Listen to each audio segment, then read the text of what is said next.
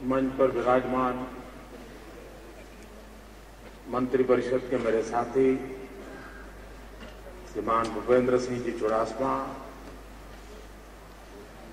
आज इस महात्मा मंदिर में एक लघु ग्रामीण भारत का मुझे दर्शन हो रहा है।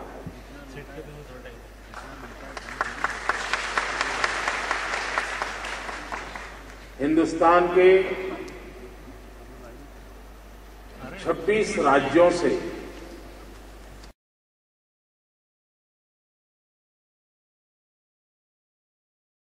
भूमि पर मैं आप सबका हृदय से स्वागत करता हूं। एक राज्य के निमंत्रण पर इतनी बड़ी मात्रा में देश के कोने कोने से आप सबका आना हम सब के लिए गर्व की बात है, संतोष की बात है। इस कार्यक्रम की रचना के पीछे मूल विचार यह था कि 2012-13 का यह वर्ष पंचायती राज व्यवस्था की गोल्डन जुबिली का ईयर है। आज से 50 वर्ष पूर्व गुजरात ने पंचायती राज व्यवस्था को लागू करने की दिशा में कदम उठाए थे। और जब भी पंचायती राज व्यवस्था की बात आती है तब बलवंत राय मेहता का नाम सबसे ऊपर दिखाई देता है, जिनके नेतृत्व में, जिनकी सोच के कारण पंचायती राज व्यवस्था का एक खाका खड़ा हुआ और धीरे धीरे वो विकसित होता गया। आज देश के सभी इस क्षेत्र में काम करने वाले लोग मिल बैठ करके हम पंचायती राज व्यवस्था को और अधिक सुदृढ़ कैसे कर सकें, ग्रामीण विकास की हमारी गति को और अधिक तेज कैसे बनाएं, ग्रामीण विकास की हमारी संकल्पना को और अधिक व्यापक कैसे बनाएं, ग्रामीण विकास की हमारी संकल्पना से ग्रामीण जीवन में क्वालिटी ऑफ लाइफ में कैसे परिवर्तन आए, जीवन धोरण, जीवन के मानदंड, उसमें किस प्रकार से नई ऊंचाइयों को हम पार कर सके, इन सभी बातों का हम विचार विमर्श करेंगे। और मुझे विश्वास है कि आप सबका अनुभव, आप सबका ज्ञान विविधताओं से भरे हुए हिंदुस्तान के प्रतिनिधि के रूप में आप इस विचार विमर्श से इस क्षेत्र में काम करने वाले हर एक को नई प्रेरणा का अवसर बनेगा, नए उमंग और उत्साह का अवसर बनेगा।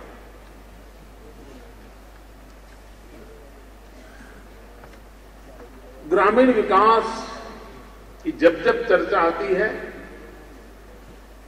तो महात्मा गांधी का स्मरण होना बहुत स्वाभाविक है। महात्मा गांधी की विदाई के इतने वर्ष हो गए, उसके बाद भी मैं अनुभव से कह सकता हूं कि ग्रामीण विकास में पूज्य बापू का जो दर्शन था वो आज भी 100% प्रस्तुत है, रेलेवेंट है। अगर हम आग्रहपूर्वक पूज्य बापू ने जो ग्राम राज्य की, ग्राम स्वराज की कल्पना की थी, उसको लेटर एंड स्पिरिट में अगर लागू कर पाए होते तो शायद ग्रामीण विकास के क्षेत्र में हम शहरों से भी बहुत आगे निकल जाते हैं। आज हम जिस जगह पर बैठ करके चिंतन कर रहे हैं, ये स्थान है महात्मा मंदिर। गुजरात जब अपने गोल्डन जुबिली ईयर को मना रहा था, तब गांधीनगर में गांधी के नाम से कोई एक व्यवस्था विकसित हो, उसमें से ये महात्मा मंदिर विचार का जन्म हुआ था। जिस कक्ष में आप बैठे हैं और इसका जो एक हिस्सा है पूरा, किसी भी हिंदुस्तानी को गर्व हो ऐसी इसमें घटना जुड़ी हुई है। इसका पूरा निर्माण सिर्फ 180 दिन में पूरा हुआ था, 180 डेज। हमारे देश में इसको मिरेकल माना जाएगा, लेकिन इस बात का सबूत है कि भारत के सामान्य मानवी के अंदर कितना सामर्थ्य पड़ा है। अगर सही तरीके से उस सामर्थ्य को काम में लाया जाए तो कितना बड़ा परिणाम दे सकते हैं। वरना 180 दिन में घर की दीवार भी हमारे देश में बनाना दिक्कत जाती है। इतना बड़ा स्मारक 180 दिन में बना है। और मैं आपसे आग्रह करूंगा, मैं इस पूरे स्मारक के इस हिस्से की बात कर रहा हूं, पूरा स्मारक तो बहुत बड़ा है। और इसकी दूसरी विशेषता यह है, जब इसका निर्माण कार्य शुरू हुआ तो जमीन में हमने ईंट रखने से पहले गुजरात के सभी गांवों से सरपंचों को बुलाया और उनसे आग्रह किया कि आप गांव की पवित्र मिट्टी और गांव का पवित्र जल लाकल में इसमें डालिए। हमने सभी राज्यों से प्रार्थना की थी, वहां की पवित्र नदी का जल और उस राज्य की मिट्टी। हमने दुनिया के उन सभी देशों में प्रार्थना की थी जहां कोई कोई हिंदुस्तानी रहता है, वहां की पवित्र नदी का पवित्र जल और वहां की मिट्टी एक प्रकार से इस भवन के नीचे जमीन में हिंदुस्तान के सभी राज्यों का, गुजरात के सभी गांवों का, दुनिया के सभी देशों की पवित्र मिट्टी और जल इसमें समाहित है। क्योंकि गांधी एक विश्व मानव थे, गांधी एक विश्व मानव थे और इसलिए उनकी स्मृति में महात्मा मंदिर बन रहा है। तो विश्व का भी किसी न किसी रूप में इसके अंदर कोई जुड़ाव होना चाहिए। उस कल्पना को साकार करने का हमने प्रयास किया था। उसी प्रकार से अभी आपने एक फिल्म देखी, सरदार पटेल स्टैच्यू हम बनाने जा रहे हैं। ये दुनिया का सब कह सकते हैं। वे एक लौह पुरुष थे, वे किसान थे और उन्होंने देश की एकता के लिए अभिगिरत काम किया था।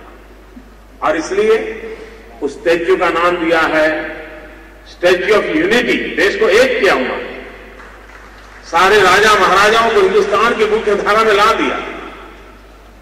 वे किसान थे। महात्मा गांधी के आंदोलन में किसानों को जोड़ने का बहुत बड़ा काम उन्होंने किया था। बारडोली का सत्याग्रह आज भी दुनिया में मशहूर है। और वे लौह पुरुष थे, वो मक्कम निर्धार करने वाले महापुरुष थे। और इसलिए सरदार पटेल स्टैच्यू का निर्माण होगा, उसमें भी हम पूरे हिंदुस्तान को जोड़ना चाहते हैं, किसान को जोड़ना चाहते हैं और लौह पुरुष का स्मरण दिलाना चाहते हैं। और इसलिए तय किया है कि स्टैच्यू ऑफ यूनिटी बनेगा। उसके पूर्व हिंदुस्तान के सभी गांवों से हम लोहा दान में मांगेंगे। हर गांव से एक पीस, 7 लाख गांव है, 7 लाख गांवों से 7 लाख लोहे का टुकड़ा मांगेंगे। लेकिन लोहा वो नहीं, कोई कहे कि हमारे गांव में बहुत पुरानी तलवार है ले जाओ, नहीं। कोई कहे हमारे गांव में तोप है ले जाइए, पूरा सरदार साहब का स्टैच्यू एक ही तोप से बन जाएगा, नहीं। हमें तो वो लोहा चाहिए जो किसान ने अपने खेत में खेती करने के लिए औजार के रूप में उपयोग किया है, उसका टुकड़ा चाहिए। उसके बाद गुजरात के सभी गांवों तक हम पहुंचने का प्रयास करने वाले हैं। सभी राज्यों से हम मदद मांगने वाले हैं। हर गांव के लोगों से मदद मांगने वाले हैं और उसके माध्यम से एक महान कार्य भारत माता के चरणों में समर्पित करने का हम लोगों का प्रयास है। महात्मा गांधी ग्रामीण स्वराज्य के लिए, ग्राम राज्य के लिए बहुत ही दीर्घ दृष्टि के साथ हम सबका मार्गदर्शन किया था। गांधी का आग्रह रहता था गांव में सफाई, गांव में शिक्षा, गांव में आरोग्य, गांव में अस्पृश्यता से मुक्ति, गांव में रोजगार, स्वावलंबन। ये मूलभूत बातें थी जो महात्मा गांधी ने लगातार हमें कही थी। आज भी हम गांधी की इन बातों को लेकर के चले और उसी को अगर बल दें तो मैं नहीं मानता हूं कि गांव से लोग शहर की ओर जाने के लिए कभी सोचेंगे। ऊपर से शहर से लोग गांव की तरफ जाने की दिशा में प्रयास करेंगे, ऐसा मेरा विश्वास है। हमने गांवों को अधिकार देने पड़ेंगे। गांवों को हमने आर्थिक निर्णय की प्रक्रिया में जोड़ना पड़ेगा और मुझे हमारे यहां गुजरात में पहले ग्राम पंचायत को कुछ खर्चा करना होता था तो काफी समय चिट्ठी चपाने में चला जाता था। हमने निर्णय किया कि 5 लाख रुपए तक कोई भी काम करना है तो ग्राम सभा खुद तय करे और आगे बढ़े। उसको ऊपर जाने की जरूरत नहीं है, इधर पूछो उधर पूछो और गांव वाले सही करेंगे। हमारे यहां ट्राइबल गांवों के लिए हमने छोटा सा निर्णय किया। गुजरात पैटर्न के नाम से आज भी वो पूरे देश में प्रसिद्ध है और जहां जहां पर ट्राइबल इलाके के गांवों का विकास की बात होती है तो गुजरात पैटर्न को एक मॉडल के रूप में, एक मानदंड के रूप में लिया जाता है। उस गुजरात पैटर्न के अंदर हमने बजट ट्राइबल एरिया डेवलपमेंट के लिए अलग से दिया है और हर ट्राइबल विलेज के अंदर कमेटियां बनाई हैं। उन कमेटियों को कहा कि आप निर्णय करो, आपको गांव में क्या चाहिए। गांधीनगर में बैठ करके अगर हम निर्णय करते हैं, हम सोचते हैं कि ये बनाएंगे, गांव वाला कहता है कि हमें इसकी जरूरत है, हमें उसकी जरूरत है। फिर सरकार कहती नहीं, हमने तो निर्णय कर लिया, आपको यही करना होगा और उसके कारण काम होते नहीं हैं, काम उलझ जाते हैं, पैसे पड़े रहते हैं या तो बेकार चले जाते हैं। हमने गांव वालों को अधिकार दिया ट्राइबल बेल्ट के अंदर और हमारा अनुभव यह रहा है कि ट्राइबल बेल्ट की उस ट्राइबल की कमेटी के माध्यम से विकास के जो काम तय होते हैं वो सचमुच में उनके लिए जो आवश्यक होते हैं वही काम वो पसंद करते हैं और पूरे गांव को पता होता है कि हमारे गांव में ये काम होने वाला है और इसलिए ट्रांसपेरेंसी की गारंटी रहती है। हर किसी की नजर रहती है कि गांव में क्या काम हो रहा है, कैसे हो रहा है, जितने रुपये दिए गए उस प्रकार से हो रहा है कि नहीं हो रहा है और इसलिए पाई का उपयोग होता है। और पिछले 10 वर्षों में मैं कह सकता हूं ट्राइबल विलेजेस के डेवलपमेंट में लाखों काम अरबों खरबों रुपयों के खर्च से गांव की उस ट्राइबल कमेटी के माध्यम से हुए हैं। टोटल डिसेंट्रलाइजेशन, उनको गाइडलाइंस दिया, उनको करने के लिए कहा, उन्होंने करके दिखाया और इसलिए ग्रामीण विकास में विकेंद्रीकरण को जितना हम बल देते हैं, जितने उनके सत्ताधिकार हम उन तक पहुंचाते हैं, जितनी जिम्मेदारी उन पर डालते हैं, उतने काम की गति भी बढ़ती है, परिणाम भी मिलता है।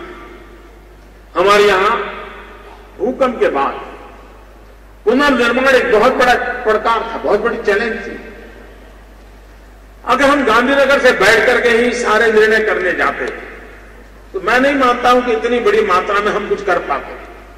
लेकिन हमने क्या किया, सबसे पहले हमने स्ट्रेटेजी तय की कि अगर भूकंप के बाद नॉर्मल सी लानी है, अगर एक बार स्कूल जल्दी से चालू हो जाए तो नॉर्मल से लाने में सुविधा होगी, बच्चे स्कूल जाना शुरू हो जाए तो एक माहौल बदल जाएगा। तो पहले टैंक लगाओ, स्कूल चालू करो, फिर क्या किया? स्कूल के भवन तो टूट गए थे, बच्चों के पास किताब नहीं थी, कुछ बचा नहीं था। हमने ग्राम में कमेटियां बनाई, गांव की समितियां बनाई, गांव के 10-12 जो प्रमुख मुखिया लोग थे उनको बिठा दिया, उनको कह दिया कि स्कूल आपको बनाना है, ये डिजाइन है, ये पैसे हैं, मटेरियल बैंक बनाया हमने। उस मटेरियल बैंक से उनको लोहा चाहिए, सीमेंट चाहिए, ईंट चाहिए, मिट्टी चाहिए, जो चाहिए मटेरियल बैंक से मिल जाएगा। मैसन्स चाहिए तो मैसन्स का ट्रेनिंग सेंटर खोल दिया, कहा मैसन्स के ट्रेनिंग सेंटर में भेजिए अपने लड़कों को, मैसन्स का ट्रेनिंग हो गया। और गांव को बता दिया बस ये पैसे हैं, आप पूरा करो। हमारा अनुभव ये रहा कि गांव के लोगों ने समय से पहले स्कूल का निर्माण किया। सरकार ने 3 कमरे सोचे थे, उन्होंने 4 कमरे बनाए। हमने अगर 200 स्क्वायर मीटर में काम कहा था तो उन्होंने 250 स्क्वायर मीटर में किया और खुद के गांव की जमीन दान में दे दी। हमने 1 मंजिला कहा था तो उन्होंने 2 मंजिला बनाया। गांव के बच्चों के लिए इसलिए मजबूती में कोई कोताही नहीं बरती, कोई बच्चों के भविष्य के साथ जुड़ा हुआ था, उनका लगाव था। और मित्रों, मैं आज गर्व से कह सकता हूं कि भूकंप में उनके खद के घर टूट चुके थे, खुद का सब कुछ बर्बाद हो चुका था, लेकिन उन गांव वालों को जब ये सामाजिक दायित्व दिया तो उन्होंने सरकार बनाए उससे 100 गुना अच्छी स्कूलें बनाई, सरकार बनाए उससे जल्दी बनाई।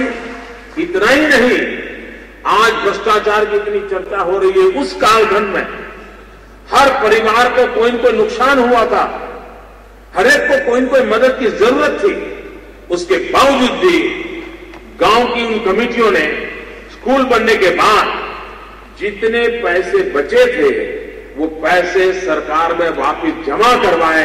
मित्रों, ये छोटी घटना नहीं, ये हमारे हिंदुस्तान के गांव की आत्मा की आवाज है। हमारे देश के गांव में आज भी प्रामाणिकता पड़ी है, हमारे देश के गांव में आज भी ईमानदारी का वास है। उस शक्ति को अगर हम पहचानें, उस शक्ति का हम स्वीकार करें और उनको अगर हम सामर्थ्य दें तो हम कितना बड़ा परिवर्तन ला सकते हैं, ये हमारे सामने उदाहरण मौजूद है। और इसलिए ग्रामीण विकास का हमारी कल्पना है, पंचायत राज व्यवस्था भी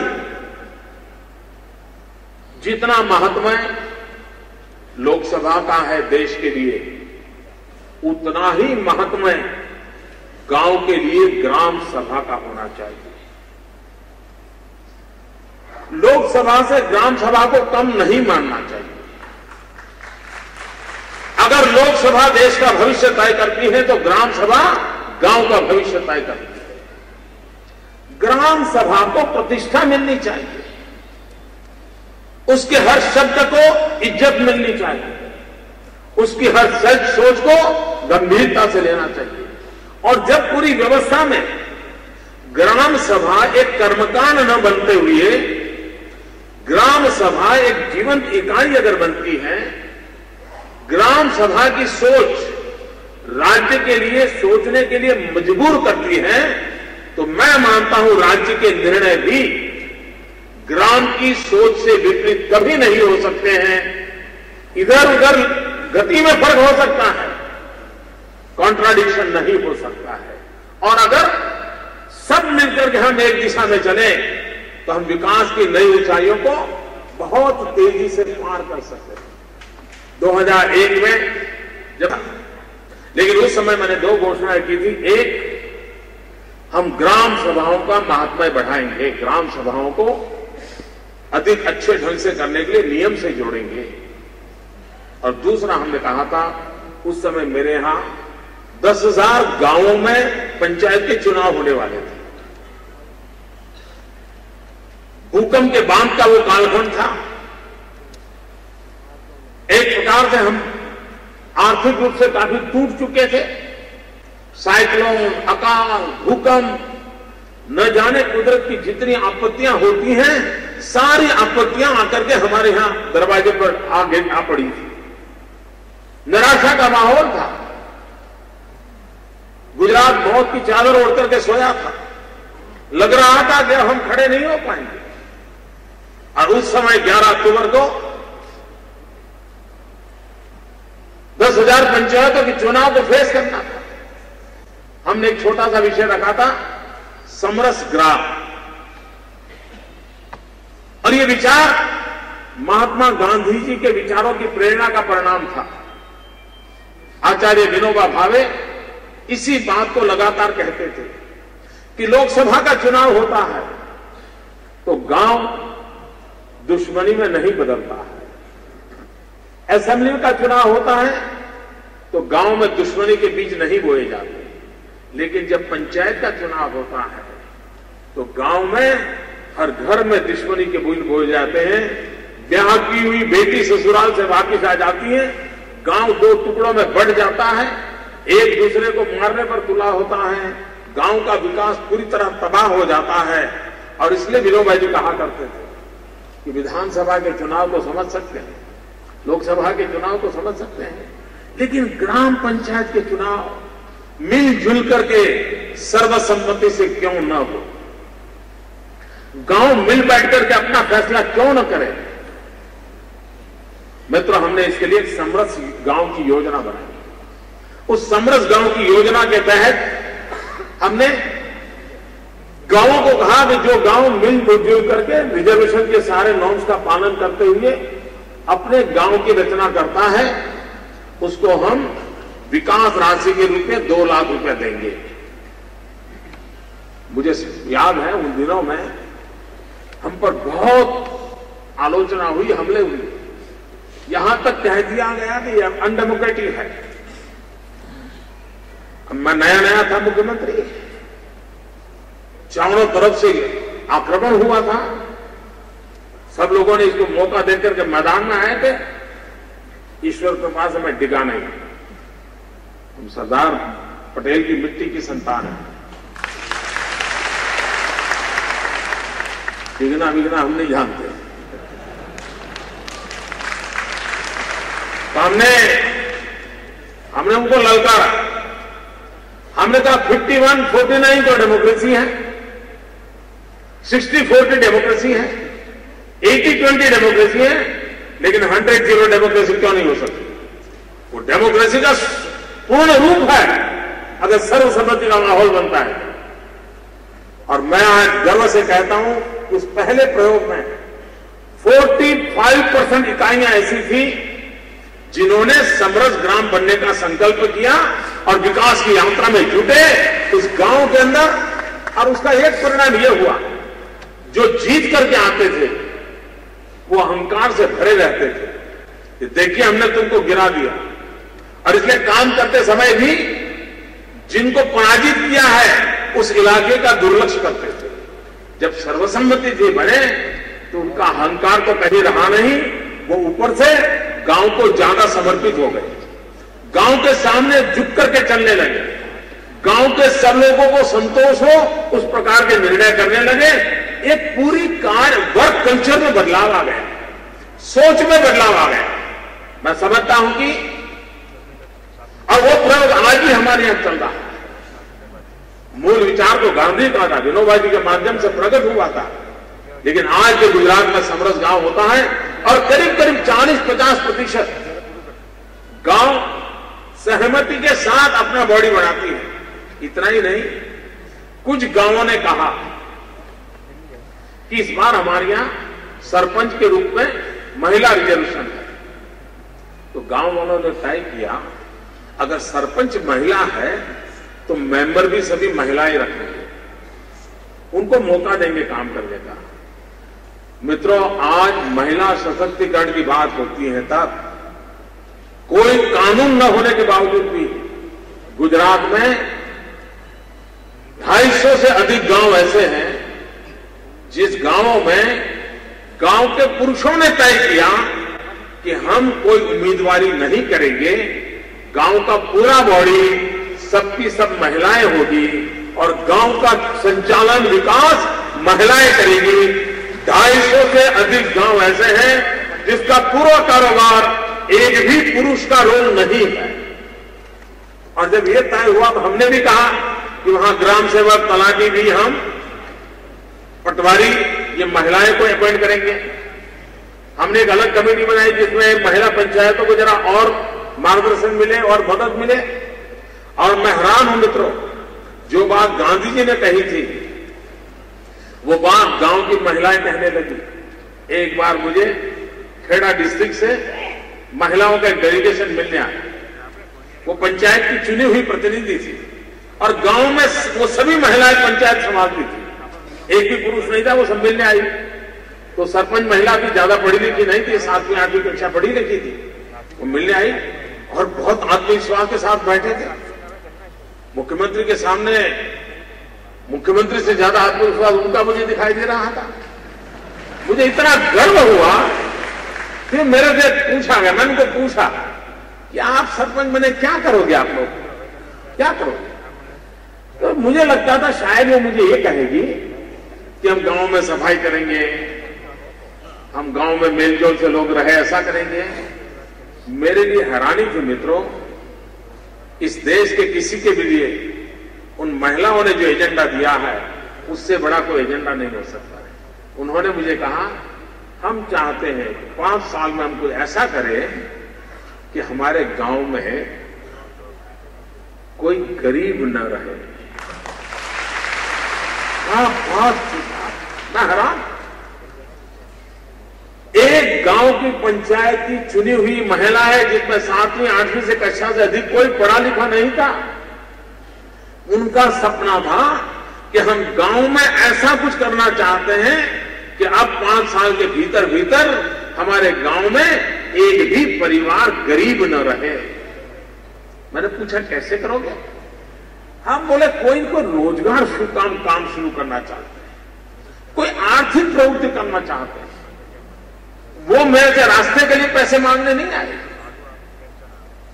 पानी की बिजली का बिल माफ करो कहने के लिए नहीं आए, टैक्स में जरा ज्यादा हमको बढ़ोतरी दो इसके लिए। उन्होंने कहा आप कोई ऐसी योजनाएं हमें दो ताकि वहां आर्थिक प्रवृत्ति बढ़े। अगर मेरे गांव के अंदर आर्थिक प्रवृत्ति बढ़ेगी, रोजगार उपलब्ध होगा, तो मेरे गांव में कोई गरीब नहीं रहेगा। मैं मानता हूं उस गांव की महिलाओं का जो सपना था उससे बड़ा कोई सपना हिंदुस्तान की बड़ी सी बड़ी सरकार का भी नहीं हो सकता, बड़ी भी सरकार का नहीं हो सकता। यानी मित्रों हम कल्पना करें कि हमारे देश में छोटे से छोटे स्थान पर बैठे हुए लोग भी किस प्रकार से काम को करते हैं। और हमने देखा है, एक गांव के भी जो महिला सरपंच मिलने आए थे, सब प्रतिनिधि उनके, हमने कहा बताइए आपका क्या प्रोजेक्ट है। उन्होंने मुझे बड़ा मजेदार था, उन्होंने कहा हमने तय किया है कि हमारे गांव में जितने भी घर हैं हर एक को हम 100% शौचालय वाला बनाएंगे। एक भी घर ऐसा नहीं होगा जहां शौचालय न हो और एक भी परिवार की मां बहन ऐसी न हो जिसको खुले में जाना पड़े अपनी शौच क्रिया के लिए और उसको शर्मिंदगी से जिंदगी जीनी पड़े। मित्रों, ग्रामीण विकास में आजादी के इतने सालों के बाद क्या हमें पीड़ा नहीं होती है? हमारी माताएं बहनें खुले में उनको जाना पड़े शौच क्रिया के लिए, उनकी इज्जत मर्यादा उनको चिंता हो, और बेचारी दिन में उजाले में जाती नहीं है, दिन भर परेशानियां भोगती है, बीमार हो जाती है, अंधेरे का इंतजार करती है। हम जैसे देश गांधी जी के सपनों को पूरा करने का संकल्प किया हुआ देश, और इसलिए मैंने एक बार नारा दिया था, हमारे लोगों को हमने कहा, और जिस प्रकार की मेरी छवि है तो मेरे इस नारे के कारण कई लोगों की नाराजगी की संभावना भी रही है। मैंने ये कहा था पहले शौचालय बाद में देवालय। मित्रों, ये कहने की बहुत बड़ी हिम्मत लगती है, लेकिन मैंने ये आग्रह से कहा था कि पहले शौचालय बाद में देवालय। क्या हम संकल्प करके नहीं जा सकते कि हम हमारे गांव के हर घर में शौचालय के लिए पूरी कोशिश करेंगे? गुजरात में हमने एक अभियान उठाया है, 80-90% काम हमने पूरा किया है, और जो थोड़ा बचा है वो भी पूरा कर देंगे। मित्रों, हमने ग्रामीण विकास में एक बात कही है, देखिए जिम्मेवारी का भी तत्व रहना चाहिए। ये जो देश में चला है ना चैरिटी वाला मामला, रुपये बांटते चलो, क्यों? क्योंकि चुनाव जीतने के सिवा और कोई काम ही नहीं बचा इनके पास। मित्रों, ठोस विकास होना चाहिए जो लोगों को अपने पैरों पर खड़े रहने की ताकत दे, गांव की अपनी इकोनॉमी डेवलप हो। ये अगर नहीं होगा तो हम कितना ही डालते जाएंगे, स्थितियां नहीं बदलेंगी। हमने गांव को एक छोटा सा सुझाव दिया, हमने कहा आप गांव में सफाई का टैक्स लागू कीजिए। मित्रों, बदला जा सकता। आप देखिए आज हमारे गांव में पशुपालन रोजी रोटी का एक महत्वपूर्ण काम है, लेकिन उस पशु के लिए कोई व्यवस्था है क्या? कोई सोचता ही नहीं। और पशु के लिए व्यवस्था न होने के कारण पूरे गांव की व्यवस्था अव्यवस्था में परिवर्तित हो जाती है। हमने एक छोटा सा प्रयोग शुरू किया है, कैटल हॉस्टल का, एनिमल हॉस्टल। अब बच्चों को हॉस्टल हो ये तो लोग समझ सकते हैं, पशु का भी छात्रालय हो सकता है क्या? हमने किया है, यही नजदीक में है। कल शायद कई कुछ लोग आप में से जाने वाले देख रहे हैं। गांव के नजदीक में सरकार ने जमीन दी, गांव के करीब 900 पशु उस छात्रालय में रहते हैं। अब घर के बाहर एक भी पशु खड़ा नहीं। पहले क्या होता था, छोटा सा घर हो, आगे थोड़ी जगह हो, 4 पशु हो, तो पशु भी अपना बेचारे दिनक्रम बदल देते, एडजस्टमेंट कर देते थे, स्टेगरिंग सिस्टम लाते थे। जगह कम होने के कारण 2 पशु खड़े रहते थे, 2 सो जाते थे, फिर 2 खड़े रहते थे, फिर 2 सो जाते थे, ऐसे ही गुजारा करते थे। मित्रों, हम बारीकी से देखें तो उनके अंदर भी कितनी सोच समझ होती है। 2 पशु खड़े रहते थे, 2 सो जाते थे। अब उसके पास जमीन नहीं थी, किसी और के घर के आगे बांध नहीं सकता था, करे क्या बेचारा? पशु छात्रालय बनाने के कारण सारे गांव के पशु वहां आ गए। महिलाएं जो 24 घंटे बच्चों की चिंता नहीं करती थी, पशु की करती थी। बच्चा उसकी सेकंड प्रायोरिटी था, पशु उसकी फर्स्ट प्रायोरिटी था, क्योंकि दया का भाव भी था, मां का हृदय भी था, और अबोध पशु की चिंता करना उसके संस्कार थे और आजीविका का साधन भी था। बच्चा बाद में, पशु पहले, ये स्थिति थी। महिला उसमें लगी रहती थी। मित्र, हमने उसमें बदलाव लाया। अब क्या हुआ, वो बेचारी 3-4 घंटे हॉस्टल चली जाती है, वो अपने पशु को संभाल लेती है, दूध धोना है, खाना है, पिलाना है, बाकी नौकरों से करवा लेती है। वहां सारे पशु छात्रालय के 4 नौकर से चल जाता है काम, और वो महिला पूरा दिन फ्री रहती है। अब वो कोई न कोई आर्थिक प्रवृत्ति करती है, बच्चों की देखभाल करती है, पूरे गांव में सफाई रहती है, आरोग्य के सारी समस्याएं दूर हो गई है। ऊपर से हॉस्टल में फर्टिलाइजर, गैस, बिजली, मिल्क प्रोडक्शन, अतिरिक्त गांव की इनकम में 20% इजाफा हुआ, 20%। तो छोटी बात नहीं है। क्या हम गांव में गोबर बैंक नहीं बना सकते? गांव का सारा गोबर एक बैंक में जमा किया जाए, जैसे पैसे बैंक में जमा करते हैं उस प्रकार से, और साल भर के बाद उस जितना जमा किया है उस हिसाब से उसको फर्टिलाइजर वापिस मिल जाए। जमा किया उसमें जो गैस उत्पादन हो, उसकी जो इनकम हो, वो गांव में बांट ली जाए।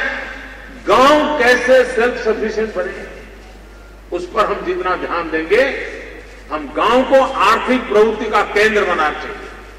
ग्राम राज्य का सपना तब पूरा होता है जब गांव स्वयं आर्थिक प्रवृत्ति का केंद्र बने, उत्पादन का केंद्र बने।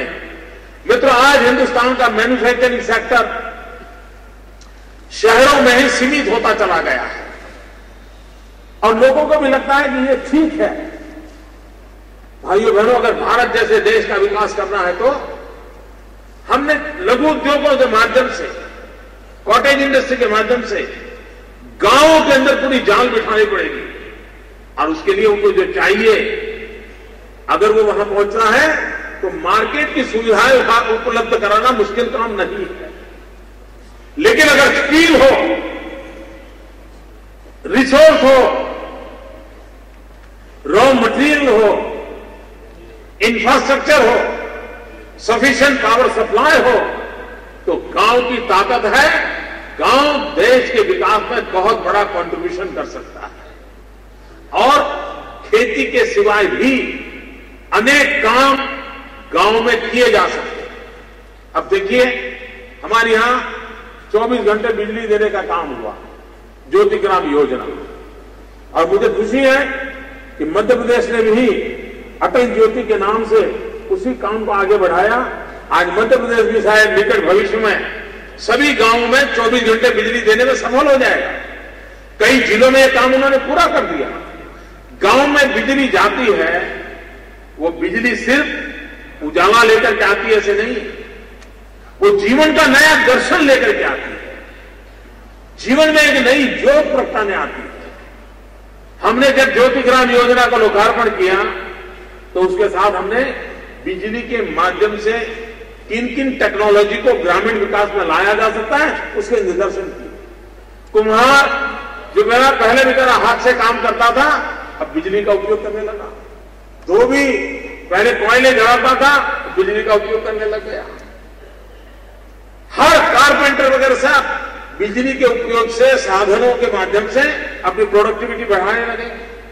गांव के जीवन में बिजली आने से मूल्य वृद्धि की सुविधा बढ़ने लगी। किसान भी पहले हरी मिर्ची पैदा करता था, अब लाल मिर्ची बना करके, लाल मिर्ची का पाउडर बना करके पैकेट में पैक करके बेचने लग गया। जो चीजों से वो 3 लाख रुपए कमाता था, वो 20-22 लाख रुपए कमाने लग गया। मित्रों, मूल्य वृद्धि खेती के क्षेत्र में कैसे हो, उस पर हम किस प्रकार से किसानों को बल दें। दूध है, दूध बेचे तो पैसा कम आता है, दूध की मूल्य वृद्धि करें, उसकी कोई प्रोडक्ट बनाए, पैसे ज्यादा मिलते हैं। पोटैटो बेचे, कम पैसा मिलता है, वेफर बेचे, ज्यादा पैसा मिलता है। आम बेचे, कम पैसा मिलता है, आम का अचार बना के बेचे, ज्यादा पैसा मिलता है। किसान आसानी से मूल्य वृद्धि कैसे कर सके, और पूरा ग्रामीण अर्थकारण को हम जितना बढ़ावा देंगे उतना ही हमारा देश समृद्ध होने वाला है। बेरोजगारी का बोझ गांव खुद रोजगारी में परिवर्तित कर दे, आर्थिक बोझ गांव सहन कर सके, इतनी ताकत पड़ी है। मित्रों, कानून में भी बहुत बड़े सुधारों की आवश्यकता है। आप में से कई लोगों को पता नहीं होगा, हमारे देश में कानून है, नियम है, लेकिन पिछले 60-70 साल में किसी भी सरकार ने इस नियम का पालन नहीं किया है, उस परंपरा को नहीं निभाया, और देश का दुर्भाग्य है कि इस पर किसी ने आवाज नहीं उठाई। जमीन के संबंध में जितने भी कानून और व्यवस्थाएं विकसित हुई, वो टोडरमल के सुधारों के नाम से जानी जाती है। टोडरमल के सुधारों के नाम से जानी जाती है।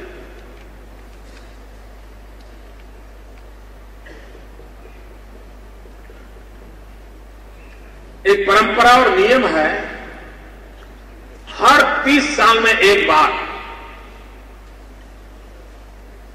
जितनी भी जमीन है उसको नापना चाहिए, जमीन के टुकड़े की दिशाएं तय होनी चाहिए, उसका क्षेत्रफल तय होना चाहिए, उसकी मालिकी तय होनी चाहिए, उस जमीन की क्या हद वो जानना चाहिए। हर 30 साल में एक बार होना चाहिए। आज मुझे दुख के साथ कहना है मित्रों, पिछले 100 साल से हिंदुस्तान में यह काम नहीं हुआ है। उसके कारण आज से 50 साल पहले जहां खेत था और कभी नदी ने रास्ता बदल दिया और वहां नदी बन गई, खेत की जमीन चली गई, लेकिन सरकारी दफ्तर पर आज भी खेत है, नदी नहीं है। क्यों? ये जो काम होना चाहिए नहीं किया। मित्रों, आज मैं संतोष के साथ कहता हूं, गुजरात पहला राज्य है जिसने जमीन नापने का एक बहुत बड़ा अभियान चला है। सैटेलाइट सिस्टम का उपयोग कर रहे हैं, आधुनिक टेक्नोलॉजी का उपयोग कर रहे हैं, कौन उसका मालिक है, उसकी जमीन कितनी है, किस दिशा में कहां कौन सा कोना पड़ता है, जमीन के अंदर तालाब है नहीं है, कुआं है नहीं है, नदी से कितना दूर है, सारी चीजें, और उसका पूरा गांव का निकाल करके गांव के सामने रखा जाता है। किसी को ऑब्जेक्शन हो तो वो लिखता है। एक प्रकार से गांव की अपनी जमीन कितनी है, किसान के मालिकी की जमीन कितनी है, औरों की कौन सी जमीन है, कहां, पूरा खाका तैयार हो रहा है। ये अपनी संपत्ति का अगर हमें मालूम नहीं होगा, हमारी जागीर का हमें पता नहीं होगा, तो हम योजनाएं बना नहीं सकते। और उस काम को बड़ी सफलतापूर्वक इन दिनों गुजरात की तरफ से काम चल रहा है। मित्रों, कुछ तो ऐसे पुराने कानून जिसके कारण हमारा गांव का इंसान बड़ा परेशान है। हमने बहुत क्रांतिकारी रूप से रिफॉर्म की दिशा में कदम उठाए। मित्र, हमारे देश में रिफॉर्म की चर्चा हो रही है, लेकिन वो रिफॉर्म का दायरा रुपये पैसों से ज्यादा जुड़ा हुआ है। उस रिफॉर्म का दायरा बड़े बड़े उद्योगों को प्रोत्साहन देने की दिशा में ज्यादा जुड़ा हुआ है। मित्रों, सच्चे अर्थ में रिफॉर्म की प्राथमिकता हो तो रिफॉर्म की प्राथमिकता ग्रामीण व्यक्ति के लाभ के लिए कौन से रिफॉर्म हम कर रहे हैं, उसकी कठिनाइयों को दूर करने के लिए रिफॉर्म का हमारा रास्ता क्या है। हमारी पुरानी घिसी पीटी व्यवस्थाएं जो कालबाह्य हो चुकी हैं, उसको गांव के लोगों को मुक्ति मिले, उसके लिए हम क्या कर सकते हैं। इस पर अगर जितना हम बल देंगे उतना, और उसमें सबसे बड़ी रुकावटें होती है रेवेन्यू के कानूनों में। और रेवेन्यू कानून बदलने में लोग डरते हैं बहुत, क्योंकि वो 200, 300 साल पुराने कानून पड़े। उन कानूनों में बदलाव चाहिए। हमारे यहां एक टुकड़ा धारा था, टुकड़ा धारा। हमारा किसान इतना परेशान था कि उसका जमीन का छोटा टुकड़ा है, क्योंकि बेटे के बेटे जमीन बढ़ती गई, भाइयों में जमीन के टुकड़े होते गए, चाचा मामा में टुकड़े होते गए, छोटे छोटे टुकड़े गए। अगर वो टुकड़ा जमीन बेचना चाहता था तो नियम यह था कि बगल वाला जो किसान है उसी को उसको देना पड़ेगा, किसी और को नहीं दे सकता। और बगल वाला उसका एक्सप्लॉयटेशन करता था। 10 रुपया बाजार में चलता था, वो कहता था 8 रुपया दूंगा, और वो बेचारा उसको रखे तो भी बेमतलब था, बेचे तो भी बेमतलब था। अब ये कानून के कारण था। हमने उस टुकड़ा धारा को समाप्त कर दिया, और उसका जमीन का टुकड़ा वो जिस किसी को बेचना चाहता है बेच सकता है। उसको कलेक्टर की परमिशन लेनी पड़ती है कि कोई लेने की जरूरत नहीं, तुम उसके मालिक को जो कर रहे करो। और उसके कारण वो चाहता था वो मूल्य आज उसको मिलने लगा, उसकी मजबूरी गई। मित्र, पहले हमारे यहां कानून था कि परिवार में पिताजी ने अगर भाइयों को जमीन बांटी, बहनों को बांटी, बच्चों को बांटी, तो उसका भी रजिस्ट्रेशन करवाना पड़ता था। और रजिस्ट्रेशन का भी टैक्स इतना होता था, कभी 10,000, कभी 15,000, कभी 12,000। तो फिर वो किसान सोचता था चलो भी अपन तो भाई बहन हैं, चिट्ठी लिख देते हैं। वो सिर्फ चिट्ठी लिख देते थे। एक ही रक्त के संबंध में जमीन ले बेचनी है तो आपका टैक्स वो नहीं देना पड़ेगा, सिर्फ 100 रुपया फी दे दीजिए, आप अपनी जमीन बदल सकते हैं। सारा काम कागजी हो गया, सारा काम कागजी हो गया। अब परिवारों के अंदर कोई दुविधा नहीं रही। मित्रों, बहुत तेजी से डेवलपमेंट हो रहा है। डेवलपमेंट के कारण जमीन लेनी पड़ती है। रोड बनाने हैं जमीन चाहिए, अस्पताल बनाना है जमीन चाहिए, स्कूल बनाना है जमीन चाहिए, लोगों को घर बनाना है जमीन चाहिए। लेकिन कभी कभी जमीन सरकार एक्वायर करती है तो एकाध परिवार ऐसा होता है उसकी सारी जमीन चली जाती है। अब वो बेचारा जाएगा कहां? जिस किसान की 5 एकड़ भूमि हो और 5 एकड़ भूमि किसी प्रोजेक्ट में चली जाएगी तो वो क्या करेगा? हमने निर्णय किया कि जिस दिन उसकी जमीन लेंगे उसी दिन उसका किसान होने का हक का एक एक्स्ट्रा पत्र उसको मिले। भले उसके पास जमीन नहीं है लेकिन किसान होने का उसका हक जारी रहेगा। और 2 साल के भीतर भीतर नजदीक में कहीं पर भी अगर वो जमीन ले लेता है तो आजीवन किसान के रूप में परिवर्तन होगा, किसान के उसके हक कोई छीन नहीं सकता, ये व्यवस्था है। और उसके कारण आज हमारे किसानों को पैसा भी मिल रहा है, किसान होने का हक भी चालू रहता है, और कहीं न कहीं सस्ती जमीन लेकर के पहले अगर 5 एकड़ भूमि है तो आज वो 15 एकड़ भूमि का मालिक बनता चला जा रहा है। अगर सरकार सामान्य मानवीय की आवश्यकताओं की पूर्ति करो, विशेष करके जमीन के कानून, इन जमीन के कानूनों को जितना सरलीकरण हम करें, जितना तेजी से हम रिफॉर्म करें, हमारे किसानों को जितने संकटों से मुक्त कराएं, गांव के काफी झगड़े मुक्त हो जाएंगे। मित्रों, जैसे हमने गुजरात में समरस गांव की कल्पना की, उसी प्रकार से गोकुल ग्राम की कल्पना की। उस गोकुल ग्राम के तहत हमने गांव के इंफ्रास्ट्रक्चर पर बल दिया, मिनिमम 8-10 आइटम तय किए। हर गांव में पंचायत का घर होना चाहिए, हर गांव में पंचायत घर तक जाने का रास्ता होना चाहिए, हर गांव में पंचवटी होनी चाहिए, हर गांव में पीने के पानी की, ऐसे 8-10 इंफ्रास्ट्रक्चर से संबंधित पैरामीटर तय किए। हर गांव में गोकुल ग्राम का काम किया, करीब करीब सभी गांवों में उस काम को हमने पूरा कर दिया। फिर हमने सोचा हमारा गांव आज भले गांव रहा हो, लेकिन गांव के लोगों की सोच अब ग्रामीण सोच नहीं है।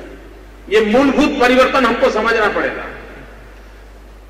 स्ट्रक्चर वाइज जनसंख्या की दृष्टि से वो गांव है, लेकिन सोच की दृष्टि से वो शहर से पीछे नहीं है। शहर का नौजवान जो सोचता है, गांव का नौजवान भी वही सोचता है। शहर की महिला जो सोचती है, गांव की महिलाएं भी वही सोचती है। आज शहर में ब्यूटी पार्लर होते ऐसे नहीं, मैं देख रहा हूं गुजरात में तो गांव में भी ब्यूटी पार्लर चल रहे हैं। सोच पहुंची है कि तो हम माने या न माने,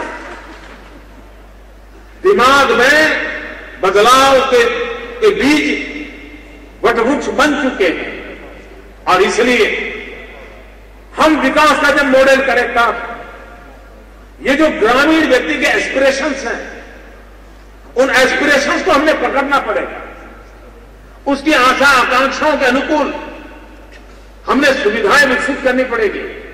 हमने ज्योतिग्राम किया, गांव के जीवन में बहुत बदलाव आया, गांव से शहर की ओर जाने की स्थिति में बदलाव आ गया।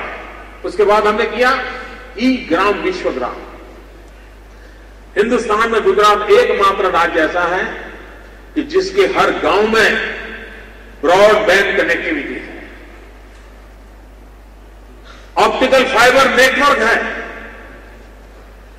जो सुविधा शहर के लोगों को है, इंटरनेट है, मोबाइल है, कंप्यूटर है, वीडियो कॉन्फ्रेंस है, सारी सुविधाएं आज हमने गांव की दी। आज गुजरात का गांव अमेरिका में बैठे हुए अपने परिवारजनों से स्काइप पे बात करता है, पूरे परिवार के अवसरों को दिखाता है। यहां शादी है, रिश्तेदारी है, तो ऑनलाइन वो शादी का समारोह में वहां से उनको शरीक कर देता है। ये गांव के जीवन में बदलाव आया, टेक्नोलॉजी का लाभ उसको भी मिला है, उसका परिवर्तन आया। मैंने ऐसे गांव देखे हैं कि जहां के श्मशान में सीसीटीवी कैमरा लगे हैं और वहां पर ऑनलाइन वीडियो कैमरा लगे हैं, और गांव के किसी रिश्तेदार का वहां अग्नि संस्कार हो रहा है और अमेरिका से उसका परिवार नहीं आ सका, तो उस अग्नि संस्कार के अंदर वो अपने गांव से शरीक होता है। इस प्रकार से उनके मन में भी टेक्नोलॉजी की ओर जाने की इच्छा जगी है। हमने ग्रामीण विकास को करना है तो आधुनिक से आधुनिक टेक्नोलॉजी उनको उपलब्ध करानी चाहिए। आधुनिक से आधुनिक और वो ज्यादा खर्चीला मामला नहीं है। कम्युनिकेशन टेक्नोलॉजी जितनी ज्यादा हम उपलब्ध कराएंगे, गांव टूटना बंद हो जाएंगे, गांव के जीवन में एक नया परिवर्तन आएगा। उसके मन में जो उसकी सोच जो बदली है, उस सोच के अनुसार गांव भी बदलेगा और हम उसको पूरा बदल। और इसलिए हमने ई ग्राम विश्वग्राम की योजना बनाई। ये टेक्नोलॉजी सेटअप होने के बाद बच्चों की शिक्षा के लिए हम लॉन्ग डिस्टेंस एजुकेशन का उपयोग करने लगे। अगर गांव में टीचर अच्छा नहीं है तो हम गांधीनगर से सैटेलाइट के माध्यम से उस क्लास के अंदर पढ़ा सकते हैं। टेक्नोलॉजी का लाभ हुआ, बच्चों की शिक्षा में परिवर्तन आया। ये किया जा सकता है। इतना ही नहीं, गांव के व्यक्ति के सामने एक संकट होता है, वो अपनी शिकायत किसको करे, क्योंकि गांव वाले के लिए वो पटवारी ही उसका मुख्यमंत्री होता है। पटवारी की इच्छा नहीं हुई तो गांव का भला नहीं हो सकता है। गांव वाले को शिकायत करनी है तो किसको करे, कैसे करे बेचारा, उसको पता तक नहीं होता है कहां जाओ। मित्रों, हमने 2-3 रिफॉर्म किए। एक, पंचायत राज व्यवस्था से जो चलता था उसको हमने गोल्डन जुबिली ईयर के अंदर एटीबीटी कंसेप्ट लाए, आप अपना तालुका वाइब्रेंट तालुका, एटीबीटी। और हमने तहसील के भी, पहले जिला इकाई थी जो निर्णय करती थी, अब हमने 2-2 तहसीलों को क्लब करके एक प्लानिंग करने वाली, इंप्लीमेंटेशन करने वाली एक नई व्यवस्था खड़ी की है और अधिक डिसेंट्रलाइज किया है। और ग्राम सभा में जो सुझाव आते हैं उन सुझावों को विकास के आधार मानना चाहिए, ये नियम से किया है। और पूरे स्ट्रक्चर में एटीबीटी कंसेप्ट ला करके ग्रामीण व्यवस्था को और सुदृढ़ करने का प्रयास किया है। एक और काम किया है मित्रों, आज हमारे यहां, और मैं मानता हूं लोकतंत्र की सबसे बड़ी अगर कोई ताकत होती है तो वो ताकत होती है ग्रीवेंस रेड्रेसल सिस्टम। हम आम आदमी की शिकायतों का समाधान कैसे करें, फरियाद निवारण कैसे करें। जितना अच्छा ये व्यवस्था होगी उतनी डेमोक्रेसी स्ट्रेंथन होगी। और इसलिए हमने स्वागत ऑनलाइन कार्यक्रम करते हैं जिसे यूनाइटेड नेशन ने अवार्ड दिया है। गांव का आदमी ऑनलाइन अपनी शिकायत कर सकता है, उसको गांव से शहर तक आना नहीं पड़ता, तहसील जिले में जाना नहीं पड़ता है। मित्रों, आज लाखों की तादाद में इन शिकायतों का समाधान ऑनलाइन हो रहा है। और हमारे गांव को इतना एम्पावर किया है हमने कि कभी किसी गांव की या किसी गांव के व्यक्ति की समस्या का समाधान अगर नहीं हुआ तो कलेक्टर कचहरी में डीएम के सामने जाके वो खड़ा हो जाता है। पैर में जूते नहीं होते हैं, फटे कपड़े होते हैं, शरीर गंदा होता है। ये ताकत टेक्नोलॉजी की, ये ताकत टेक्नोलॉजी की। हम अगर जितना एम्पावर करना चाहते हैं थ्रू टेक्नोलॉजी हम हमारे गांव के लोगों को एम्पावर कर सकते हैं। और ये एम्पावरमेंट है जो है वो आखिरकार परिवर्तन करने के लिए उसको जिम्मेवार बनाता है। मित्रों, हमने एक और काम किया, जैसे समरस गांव किया, हमने योजना बनाई। मित्रों, आज भी हमारे देश, दुनिया के लोगों के लिए हमारे देश को समझना बहुत मुश्किल है। जो वेस्टर्न सोच से पले बढ़े लोग हैं हमारे देश के ही, वो भी हमारे देश की ताकत को नहीं जानते। मित्रों, इतना बड़ा देश, 7 लाख गांव, 125 करोड़ की जनसंख्या, और आज कानून व्यवस्था की इतनी नई नई झंझटें पैदा हो रही है, उस बीच में भी ये देश ऐसा है कि 7 लाख गांवों में सिर्फ 50,000 पुलिस थाने हैं। सिर्फ 50,000 पुलिस थाने होने के बाद भी यह देश सुरक्षा की अनुभूति कर पा रहा है, गांव सुरक्षा की अनुभूति कर रहा है। क्यों?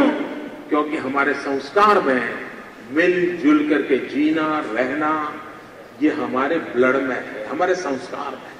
ये हमारी बहुत बड़ी विरासत है। कोई पुलिस का डंडा हमें ठीक नहीं रखता है, हमारे संस्कार हमको ठीक रखते हैं। कोई कानून से हम बंधे हैं इसलिए सही दिशा में जा रहे इसलिए नहीं, हमारे संस्कार हैं जिसके कारण हम चल रहे हैं। वरना इतना बड़ा देश कोई मानने को तैयार नहीं होगा कि 7 लाख के देश में 50,000 पुलिस थाने हो, फिर भी 7 लाख का देश चल रहा है। ये जन सामान्य की शक्ति है। और इस शक्ति को पहचानने के लिए हमने एक योजना बनाई, तीर्थ ग्राम, पावन ग्राम। जो गांव में 3 साल तक कोई कोर्ट कचहरी का केस न हुआ हो, कोई पुलिस थाने में एफआईआर दर्ज न हुई हो, कोई कोर्ट कचहरी का केस नहीं चलता हो, ऐसे गांव को हम पावन ग्राम का सर्टिफिकेट देते हैं और उसको स्पेशल राशि विकास के लिए देते हैं। जिस गांव में 5 साल से ज्यादा समय तक एक भी ऐसी घटना न घटी हो, उस गांव को हम तीर्थ ग्राम का सर्टिफिकेट देते हैं, उसको अधिक राशि देते हैं। और मित्रों, आज मेरे गुजरात में सैकड़ों गांव ऐसे हैं जहां पर 5-5 साल तक एक भी दंगा फिसाद नहीं हुआ है, एक भी एफआईआर नहीं हुई है, एक भी उनको तकलीफ। कुछ गांवों को तकलीफ हुई है तो किस कारण हुई? एक्सीडेंट के कारण जो एफआईआर लिखी गई, उसके कारण वो बेचारा तीर्थग्राम से रह गया। तो अभी हम कानून बदल रहे हैं कि अकस्मात होने के कारण अगर कोई कानूनी कार्रवाई हो रही है तो इसको इसके साथ न जोड़े जाए। एक्सीडेंट होता है, लेकिन अगर मित्रों हम प्रोत्साहन दें तो लोग सुख चैन से, भाईचारे से जीने के लिए तैयार होते हैं। पावन ग्राम, तीर्थग्राम, ये ऐसी कल्पनाएं हैं जो गांव को नए विकास का मॉडल देती है। मित्रों, अनेक ऐसी योजना है जिन योजनाओं के माध्यम से रिफॉर्म का केंद्र गांव होना चाहिए। रिफॉर्म का केंद्र गांव का सामान्य मानवी होना चाहिए। धन शक्ति, निर्णय शक्ति में गांव को हिस्सेदार बनाना चाहिए। हम जितनी बड़ी मात्रा में इन मूलभूत बातों को लेकर के चलेंगे तो पंचायती राज व्यवस्था के आज 50 साल जब हम मना रहे हैं तब पूरी व्यवस्था सशक्त होगी और हमारा गांव सशक्त होगा, तभी देश सशक्त होगा। हमारा गांव उत्पादन का केंद्र बनेगा तो हिंदुस्तान मैन्युफैक्चरिंग सेक्टर में आगे बढ़ेगा। हमारे गांव में रोजगारी की संभावनाएं बढ़ेगी, तभी देश में से बेरोजगारी जाएगी। गांव आर्थिक प्रभु संपन्नता को प्राप्त करेगा, तब हिंदुस्तान प्रभु संपन्नता को प्राप्त करेगा। और इसलिए आर्थिक संपन्नता के लिए भी गांव को इकाई बना करके हम आगे चलते हैं तो हम बहुत बड़ा योगदान दे सकते हैं। इन्हीं शब्दों के साथ फिर एक बार मैं आप सबका स्वागत करता हूं। मुझे विश्वास है कि आज और कल ग्रामीण विकास, पंचायती राज व्यवस्था के लिए अनेक नए सुझावों के साथ हम लोग चर्चा विचार करते रहेंगे, अनेक नई बातों की ओर चर्चा विचार करते रहेंगे। फिर एक बार आप सबको बहुत बहुत शुभकामनाएं। भारत माता की, भारत माता की, भारत माता की।